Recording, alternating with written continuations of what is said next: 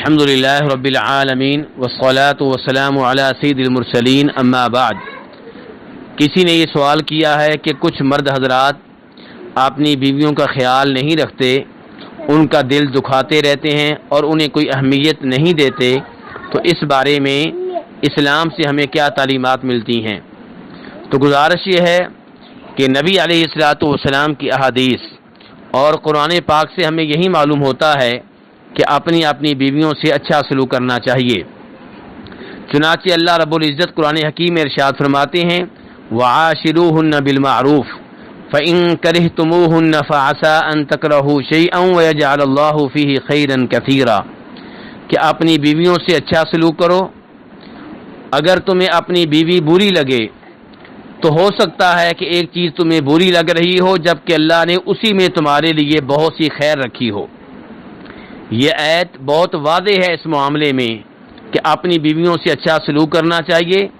اگر اپنی بیوی کی کوئی ایک عادت اچھی نہیں لگتی تب بھی ان سے اچھا سلوک کرنا چاہیے، اور اس سلسلے میں نبی علیہ الصلوۃ والسلام کی جانب دیکھنا چاہیے۔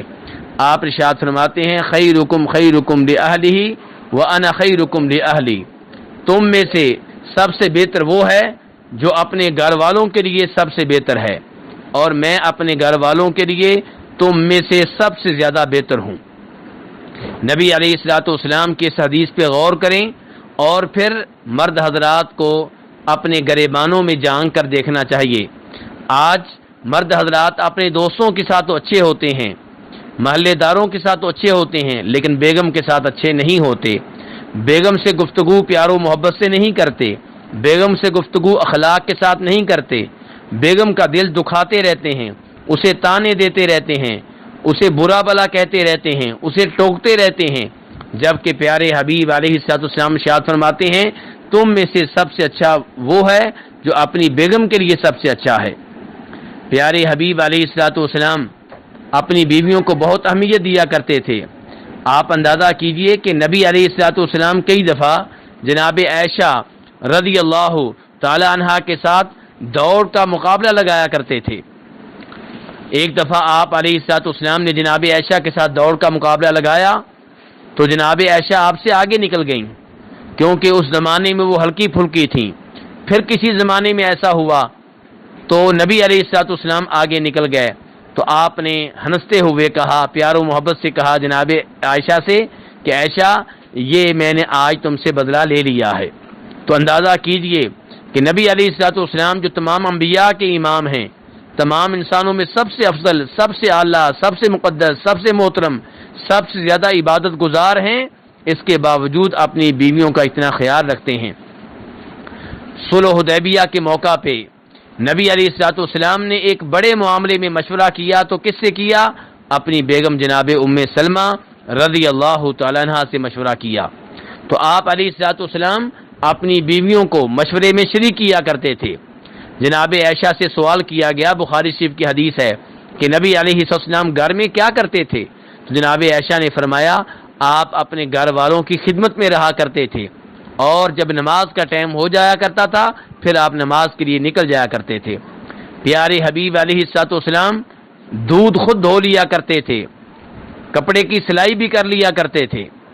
تو آپ اس سے اندازہ کر سکتے ہیں کہ نبی علیہ الصلوۃ والسلام اپنی بیویوں کے ساتھ کس قدر متعاون تھے، کتنا اچھا سلوک کرنے والے تھے۔ اور اللہ نے کہا ہے لَقَدْ كَانَ لَكُمْ فِي رَسُولِ اللَّهِ أُسْوَةٌ حَسَنَةٌ، کہ تمہارے لیے نبی علیہ السلام کی ذات میں بہترین نمونہ ہے۔ اس لیے ہم میں سے ہر ایک کو چاہیے کہ اپنی بیگم سے اچھا سلوک کرے اور اس پہ اللہ سے اجر و ثواب کی امید رکھے۔ نبی علیہ السلام فرماتے ہیں تحادو تحابو، ایک دوسرے کو ہدیہ دیا کرو، تحفے دیا کرو، اس سے محبت بڑھتی ہے۔ تو مرد حضرات کو چاہیے کہ وقتاً فوقتاً اپنی بیگم کو تحفہ دیتے رہا کریں، کیونکہ اس سے محبت بڑھتی ہے، محبت میں اضافہ ہوتا ہے۔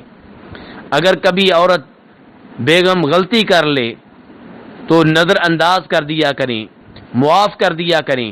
اللہ تعالیٰ فرماتے ہیں کہ لوگوں کو معاف کر دیا کرو، درگزری سے کام لیا کرو۔ الا تحبون، کیا تم یہ نہیں چاہتے کہ اللہ تمہیں معاف کر دے؟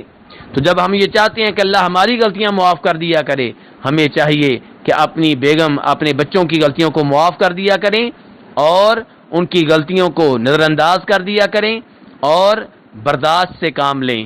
اللہ رب العزت سے دعا ہے کہ وہ ہم مرد حضرات کو اس بات کی توفیق دے کہ ہم اپنی بیویوں سے اچھا سلوک کریں اور ان کے ساتھ بہترین اخلاق کا مظاہرہ کریں، کیونکہ اخلاق کا درس ہمیں قرآن و حدیث سے ملتا ہے اور اس پہ اللہ رب العزت کی طرف سے اجر و ثواب بھی ملتا ہے۔ وصلی اللہ تعالی علی نبیہ محمد وآلہ وصحبہ اجمعین۔